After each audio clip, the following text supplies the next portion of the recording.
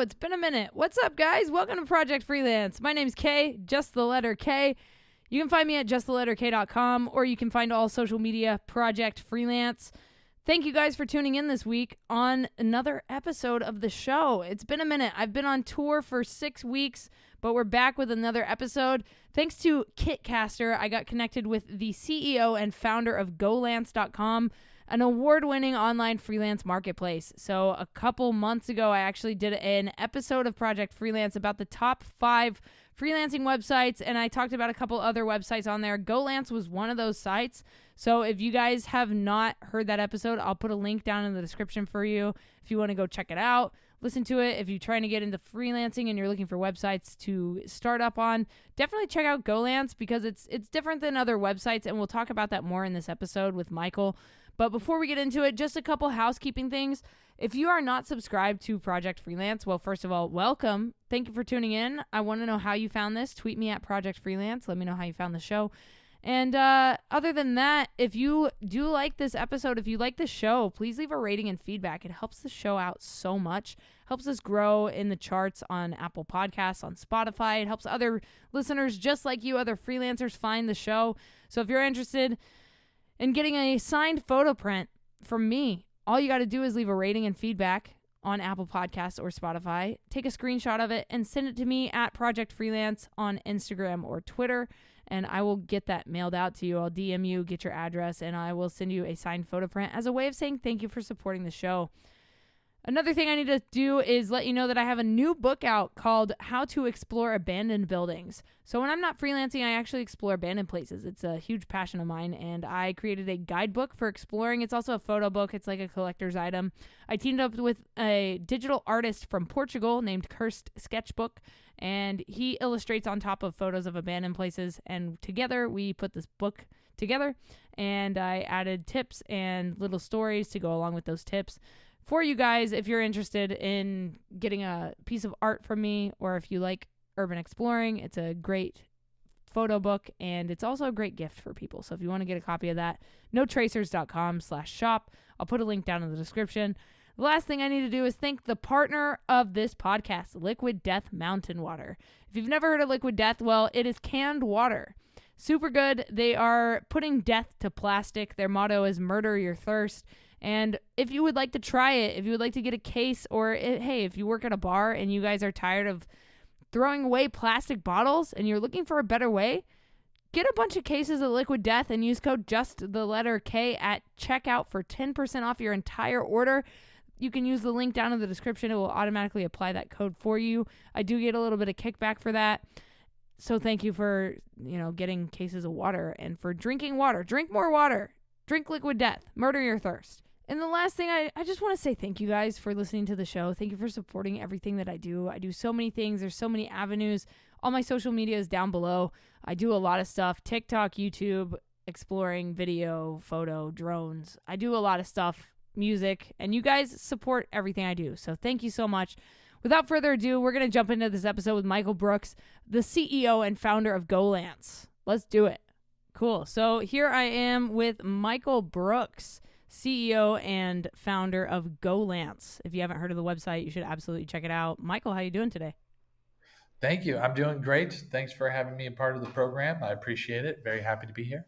Absolutely. So let's get into your background a little bit. Tell everybody what it is that you do, how you got into the industry that you're in, and why you chose to do the thing you do. Okay, cool. Happy to do it. I founded a freelance network, a freelance marketplace, not too dissimilar to the really big ones that you've heard out there. I did see a future, and I've used all of them.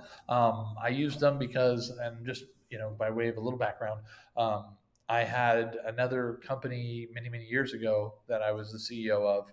And during the economic crisis, 2008, 2009, I had to let my entire staff go with the exception of a small team. And I mean, like a couple people, me, my wife, and like my best friend. And we had no other option other than to hire freelancers and put our trust in the hands of somebody who lived like 4 hours outside of Moscow. And I'm like, I don't know.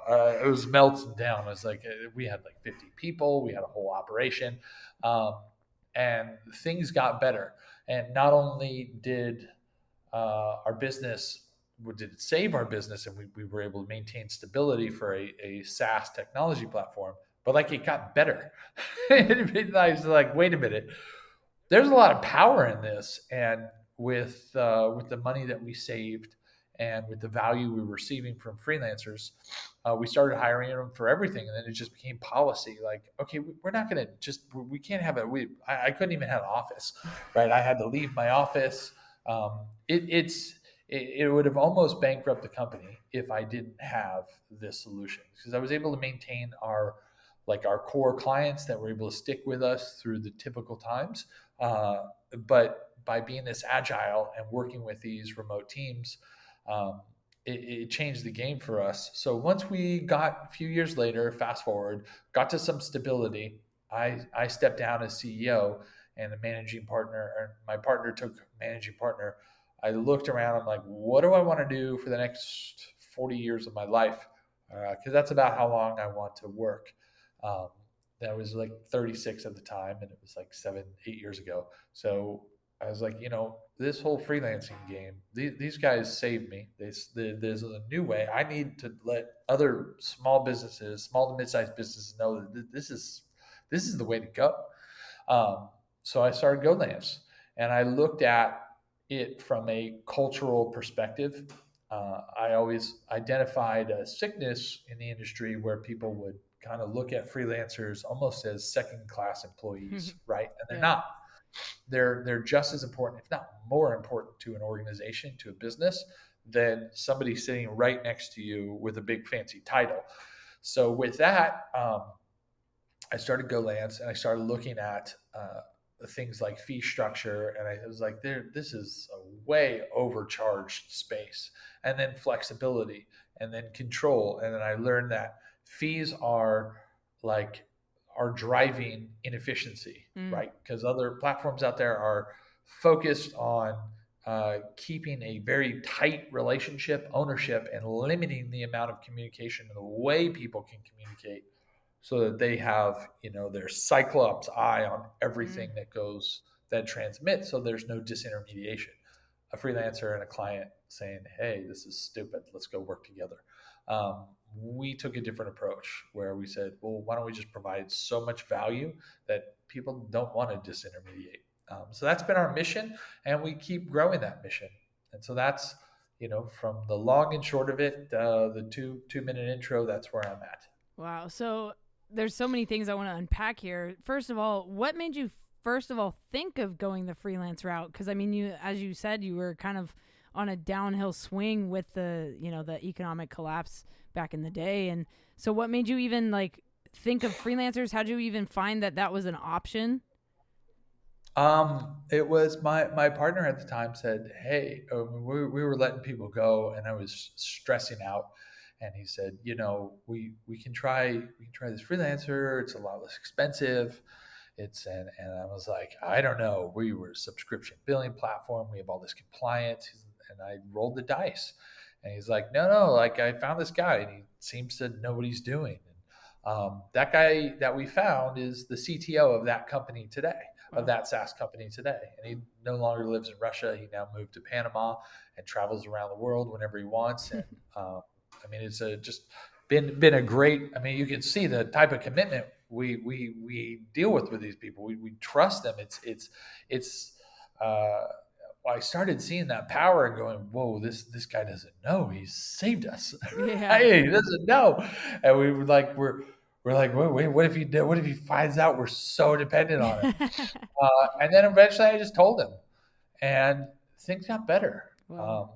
So that's kind of where it was. My partner said, "Dude, we've got no other choice, man.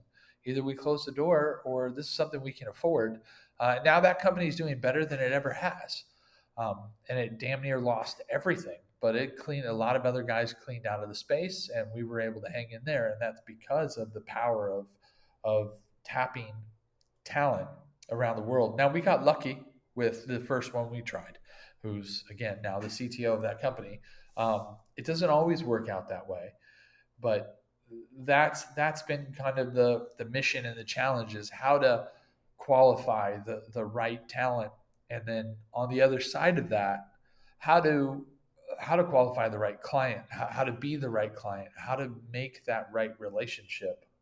We look at freelancing far more as a eHarmony more than a Tinder, right? Not sure if you're familiar with Yeah, eHarmony. for It's sure. like yeah, it's the company that like tries to find people that are right for a marriage, Yeah. and that's core to culture. So we're just continuing to do more and more cultural feedback things, cultural fit that we're finding is this is the way, and it's been amazing because we find these people around the world, and some I've never met, but I consider them brothers and sisters, and they've been there for us and for me.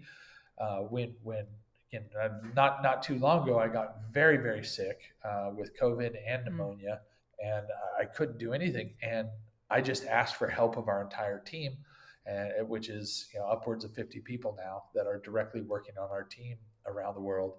I say, hey guys, I can't. I can maybe check in 15 minutes a day, but please just do your best. And like everybody rallied around that and did better, and that's where I started feeling like a success Mm. because of these great people I've worked with. But on the flip side of that, I get to know people, and I get to know these amazing people around the world, and when they're having issues, uh, we're able to support them through that. So it's like we believe that we're changing the mindset of, hey, there's somebody out there at a geographically disadvantaged location that has the skill to do what we need. Let's pay them as little as possible, and get whatever work we can out of them, and then throw them away. That's not us.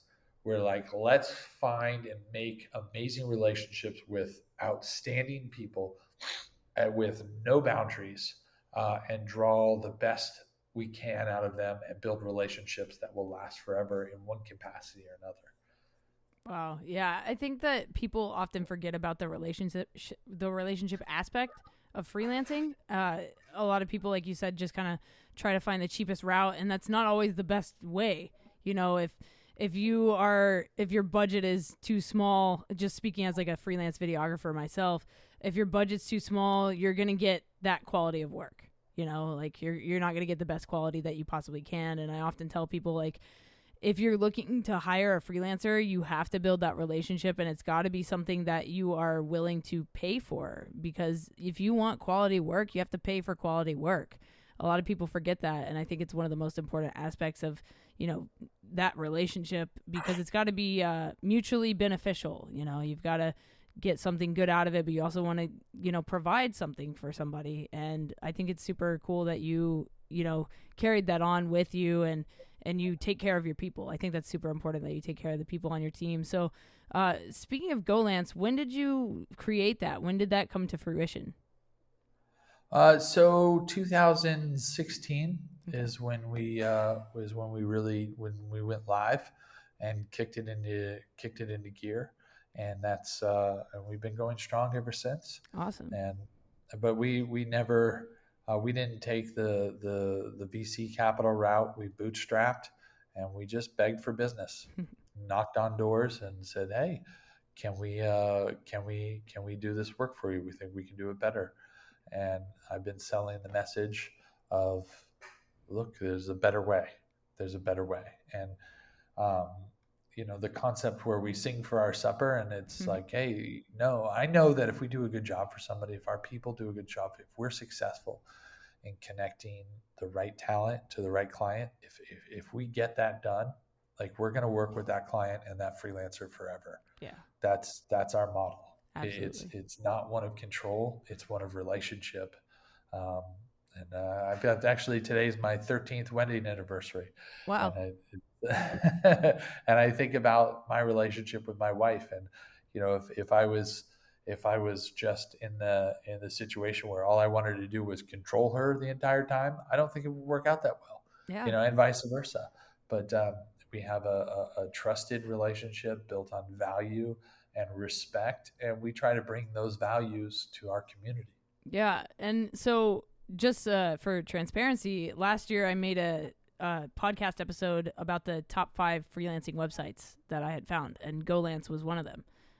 Hey, Yeah, thank you. yeah, of course, so it's cool that I have you on the show now, but I've checked out the platform. I've been through the whole gamut of like how it works and everything, and I love, as a user, I love the layout. I love how it looks, I love everything. The ease of use is awesome, and the fact that you allow people to talk to the clients how they want, when they want, without controlling it is awesome.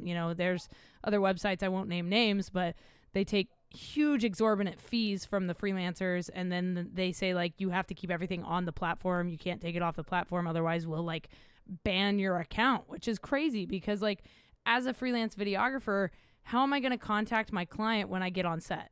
Like I'm going to need their number, their email, something to contact them, and I'm not going to get on your app and message them and wait 15 minutes for them to get the notification to reply. It just doesn't make sense. So the fact that, there's a better way to do that, I think is amazing. And I've gone through the websites where it's like what I was just speaking about, where you have to keep everything on the app, otherwise they'll delete your account, which is crazy, especially after like years and years and years of working on that site and basically giving them like 20%, 10%, whatever of your earnings. And then they just so quickly are like so quick to like cut you off after you've like done all this work on the site. So I think that, GoLance is super new school in that aspect, and I think that you guys actually care about the freelancers on your site, which is awesome. Okay, you hit the nail on the head, right? Exactly on the head. And and by the way, thanks for that article. I got to check that out. Yeah. And let's not name names. I'll just refer to the other platform as Schmuckwork, right? Yes. So we just talked to a guy who was on Schmuckwork, and he's a management consultant that we hired. I met him through a friend, not through Schmuckwork, and he says he's prominent there. They're very good at getting him clients. Yeah. And that's wonderful. That's great. We're catching up to that. That's somewhere where we could be better. We love it when we're able to make that connection. Yeah. We're not at parity with them yet, but we will be. Right. We will be. And when we do, I see them as MySpace, right? But so Schmuckwork, this guy, just to your point, has been working with clients for years, has all different types of clients on their platform, made all types of revenue. They take their big 20% chunk, which I was like, that's egregious, but okay, fine. That's their thing. And not only that, they take 5% from the client. Right. And so the client's going to want to pay less because they have to pay that. We don't take anything from the client. We're 7.95% flat. And that's it. And we take 0 from the client. And, we think we have a fair fee. We have a fair fee. We're adding more and more value. But let's put that aside, right? So this guy on Schmuckwork, to your point, to your scenario, his client wanted to have a call to go over a complex management consulting financial roadmap issue. And he's like, okay, here's my number. Boom, shut down. Nope, can't have that. How many people, sometimes you need a phone call. Yeah, right? 100%. If you're that paranoid as a two-sided marketplace to allow people to communicate, then you're fighting a war of attrition and nothing else. So Schmuckwork doesn't look at their model as going, hey, maybe we need to be more fair to people. Maybe we need to find a way to create a better balance where people actually want to work with us. Nope. They want to be the government. They want to be the controlling government. And I think that's a dying methodology. And we like that they're idiots because we think we can force them to change, or they're going to go the way of MySpace. Yeah. And that's an inevitability. Absolutely. And, I hate to see it because I have, gotten so much work off of sites like the one you're kind of speaking about, and I've been on them for years, and I hate that they've not only taken so much control from the client and the freelancer, but they've also made it so much harder to just do a job, and not only that, but they've like raise their fees every year, and they raise the price of, how much so people that don't know about these websites, most of the time you have to buy credits, you have to pay to apply for gigs, and then they also take 20% on top of it, and there's also a monthly fee that they charge subscription based. So it's, at the end of the day, are you really making money? Like, you hit the nail on two. There's two things I want to unpack for that. One, you have to buy credits. Yeah. You have to pay to find work. That is disgusting. Yeah. It's disgusting. There's no need for that. There's no need for that. To buy credits. I there was a time I was way down and out. It was young, very young, and I didn't have a safety net. I just didn't. And I had been running a business at a very young age, and I was like, I had nothing, and so I was like, I've got to get a job while I try to make this business work. And I remember going to the Ritz-Carlton in Laguna Beach to work as a bar back. Okay. And I'm like, that sounds like a fun job. I'll do that, and I can run my business, build my company at night. Perfect. So I showed up, made a nice resume. There was nowhere to park except for valet parking, which was $20. Wow. At the time, I mean, this was a long time ago, right? $20 was that was gonna. I had to go to the debit card, and that was gonna give me an overdraft fee type thing. Oh. And I showed up, and I gave my resume, and there was lines of people there, and I looked around. I'm like, I'm not getting this job. Like, there's no way I'm getting this job. It was like a 2-minute interview, man. Kind of looked up at me, looked at my resume, said no, thank you, and I walked on. We'll let you know. And I'm like, I'm not getting this job, and I gotta pay $20 to park, and all these people have to pay $20 to park. I'm like, these people have a racket going. Yeah, they're like in cahoots with the valet guy. Yeah, and I mean, like, you've got to figure, like, this is nice money for their valet, and all these people want to work, and it really hurt. So there's no way I could do that. And at this point, at the size of the company, do they need to be charging people to apply? Absolutely. And as somebody say in the Philippines or India or somebody who's trying, right? That's making, let's just call it $3-4 an hour. Right. Like, that's a huge chunk that's a lot of risk to them. Yeah. So it's very, very ugly. But the second point I wanted to unpack with what you said is they make it harder to work. That's not their job. They should be making it easier to work. Right. They should be making it significantly easier, but because it benefits them to make it more difficult so that they can maintain their control, the control that they want, instead of building a relationship of trust, they lose. That to me is their greatest weakness. It's their Achilles heel. They make it harder to work. Yep. Right. Their fees go up. Yes, it's a pain in the ass. They charge to work. Yes, that's difficult. There's other things there. We can love it or hate it. They're good at saying, hey, hurry up. This job's right for you. Fine. But they're not the only game in town. But those schmuck work guys intentionally make it more difficult for people to do their job and for clients to work with freelancers. And that is going to be their downfall. Yep. 100%, man. And, I'll just go back to saying, like, I hate to see that, because I do have a lot of credit to give to them because of the clients that I've built and the relationships I've built over the years. But yeah, I think that is going to be their downfall at the end of the day. And they're not the one you're speaking about now is not the only website that does that. There's so many. There's, like, I could name 4 off the top of my head right now that you have to pay to apply for. And one of them is like exorbitantly more than schmuck work. Like, it's like $150 a week, out of your account every week. Oh my God. I'll tell you afterwards. But, like, dude, it's just an astronomical. And you're like, how is anybody supposed to be making money, like, by doing this, especially if you're starting out as a freelancer? Like, I started freelancing in 2014, just moved back to America from living overseas, just fresh out of trade school for film production. And, I was like, oh, I'm so excited. There's all these websites where I can just go on and apply for jobs. And then I was like, I can't even afford to apply for jobs. Like, what do I do here? So it was just a constant struggle. So for those out there that are, looking for a better way and an easier way to get into this, definitely check out GoLance. Like it's definitely a new way of freelancing and a better way of freelancing. And I just think a lot more people need to know about the site. And so again, thank you so much for coming on here. Can we talk a little bit about your book that you wrote? I would love to hear a bit more about that. Yeah, I wrote that in 2020. It's called Remote It: Winning with Freelancers. And it was designed to help businesses realize the power of working with freelancers and strategies that they can use to create efficiency. And I didn't realize, because it's been so long for me, how much of a leap it is for a lot of companies to adopt this type of remote, or now the hot buzz phrase is decentralized work, right? But 2020 kind of forced people to, and I saw like the whole pandemic and the lockdowns and all that.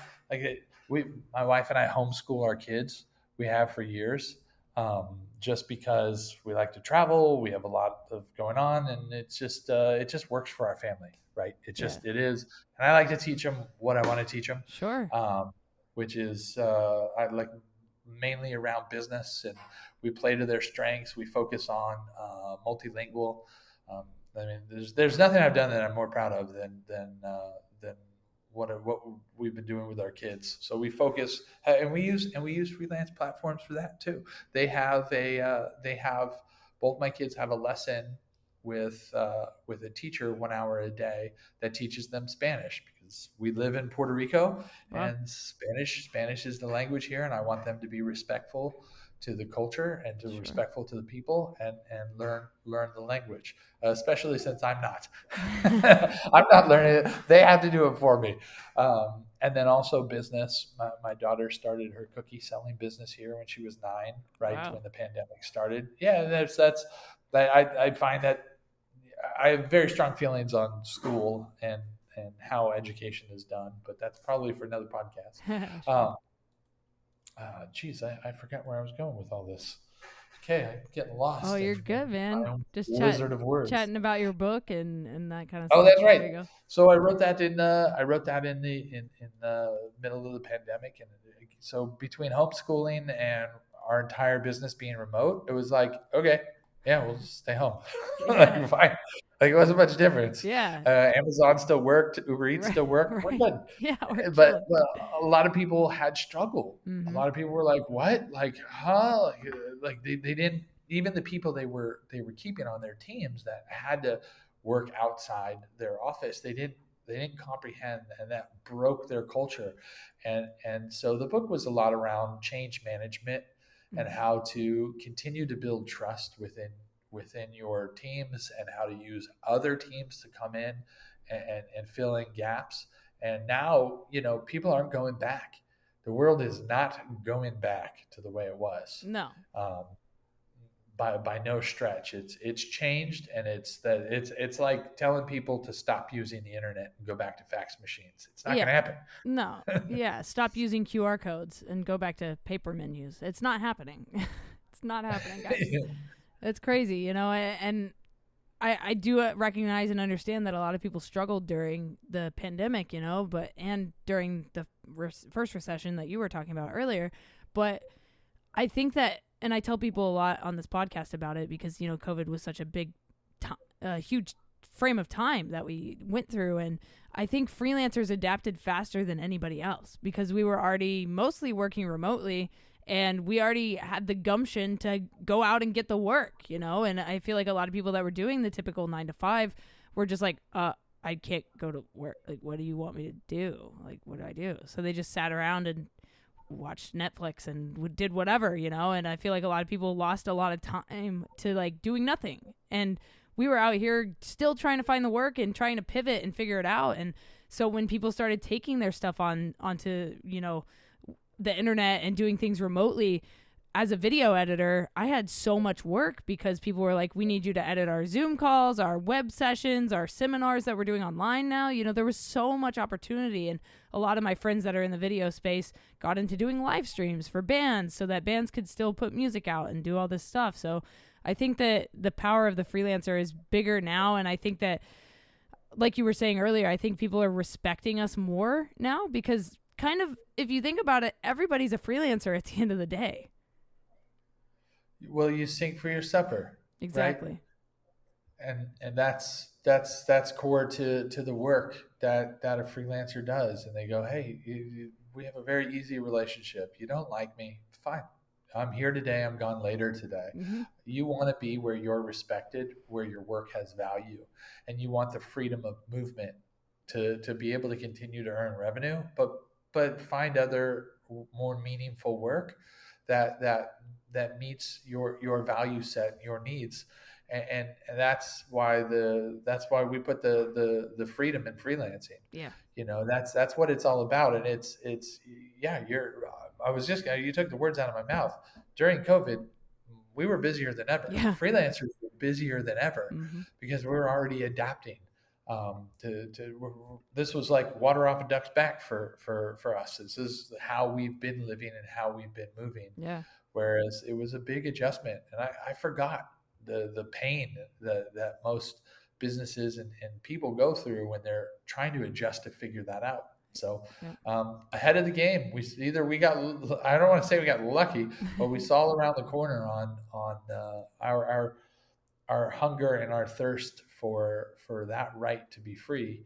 Um, is what made the entire last couple of years really manageable Mm. and almost thrive through that. Yeah. Whereas it hurt a lot of people. Hmm. And hopefully they've recovered now and things start to seem to, people are adjusting and to the way the world is working now. And so it's some pain, but I think it's going to be a beautiful thing in the long run. I agree. And I love that people are able to work from wherever they want now.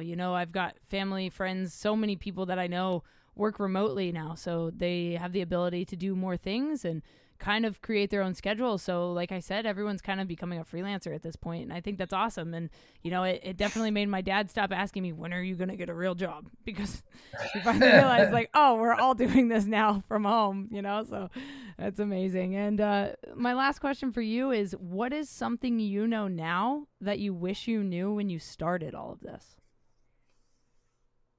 um, wow, that's a great question, and one I'm terribly unprepared for.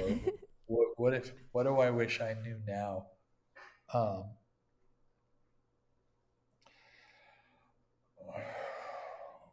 so when I started, so I'm going to go all the way back to the beginning when I started hiring people, and it saved our SaaS company. Um, I wish that I had the correct mindset that these are people that we're bringing into. It's something I've talked about now is that these are people that when you bring on someone, when you bring on a freelancer to go through that process, to qualify, to make sure they're not just have the skill to do what you need done, but they're a good fit for your culture, and you're looking at the person you're going to work with as a relationship, as a core member of your team that happens to live on the other side of the planet. That's what I would look at now, instead of a stopgap solution, or we'll just grab somebody here and use them for what we need them for and then be done until things get better and then we can build out. It's really the mindset that I've been preaching and it's the mindset that we've been living, and it's unfortunately not one of wisdom but of experience. Hmm. That what I wish I knew now is what I wish I knew then, is that these are people that we're going to be with, we're going to know, and treat everyone uh, as if I'm going to be working with them for the rest of my life. Awesome, man. And if people want to get involved with GoLance, if they want to maybe follow you on social media, pick your brain some more, how can they find you online? Go to golance.com. We're there. That's a great place. Sign up for a profile. You can always hit us up through the chat. I'm also on the Twitter at Michael Brooks PR. Michael Brooks PR, like Puerto Rico. And that's I stay pretty active on the Twitter. All right, that was Michael Brooks from GoLance.com. If you guys haven't heard the episode that I did last year about the top 5 freelancing websites, go check it out. I'll put a link down in the description for you guys. If you enjoyed this episode, well, first of all, thank you for listening all the way through. If you guys would do me a solid and leave a rating and feedback on this podcast, whether you're on Spotify or Apple Podcasts, there's a way to leave a rating on the show and feedback. And if you do leave feedback, send me a DM of a screenshot of your feedback on Instagram at Project Freelance, and I'll actually send you a signed photo print of a photo that I've taken as a way of saying thank you for listening to the show. If you guys didn't hear at the beginning of the show or you missed it, I have a new book out called How to Explore Abandoned Buildings. It is a photography guidebook for exploring abandoned places. That's what I do when I'm not freelancing or touring with my band or touring with other bands. I actually explore abandoned places, and it is my favorite thing to do. I love it. And I hope to continue to do that for many years and, kind of keep making YouTube videos, content, TV shows, books, photography, prints, all the fun stuff that comes along with exploring and adventures. If you want to check that out, you can go to notracers.com/shop and you can pick up a copy of How to Explore Abandoned Buildings or my other book, No Tracers, An Urban Explorer's Diary, which is another photography book, like a coffee table book. And I'll talk to you guys again soon. If you want to come on Project Freelance, please hit me up.